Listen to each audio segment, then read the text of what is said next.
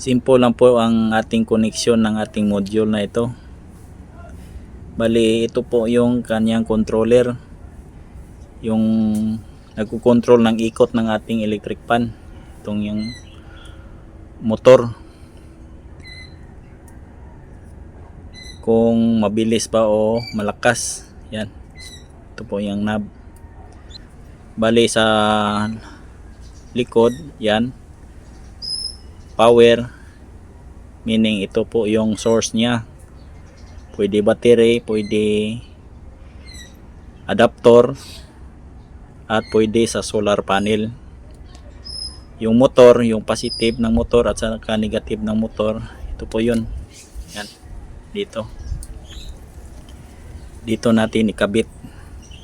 Yan, dyan, positive at saka negative ng motor. Bali, ito positive at saka negative ng motor, dito natin i-connect. Yan, sa dalawang yan, positive at saka negative. Bali, dito may bolt po yan, pang lock. Yan lang po ang ating connection. 12 volts DC motor, ginawa nating electric fan.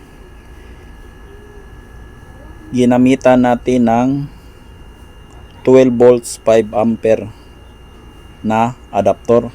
Yan, naka-unplug, naka-plug po siya sa outlet natin. 220 input niya, 220 volts, pero yung output niya 12 volts 5 ampere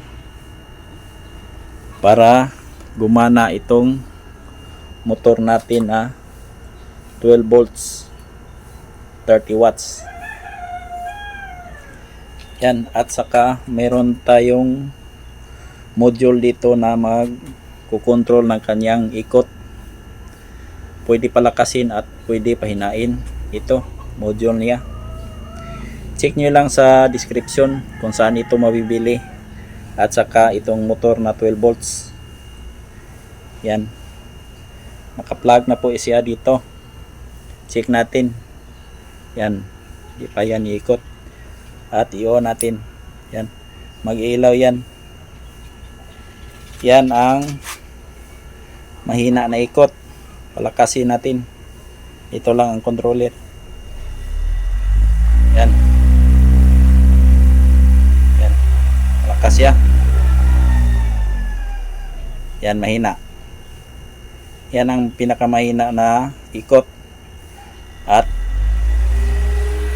yan naman ang pinakamalakas. Ito po ang kanyang module controller or switch niya. Yan, malakas po siya. Off natin. Yan. Gamit lang ang adapter na ito para mapagana siya kung walang solar panel o 12 volts battery. Ito yung gamitin natin, 12 volts adapter.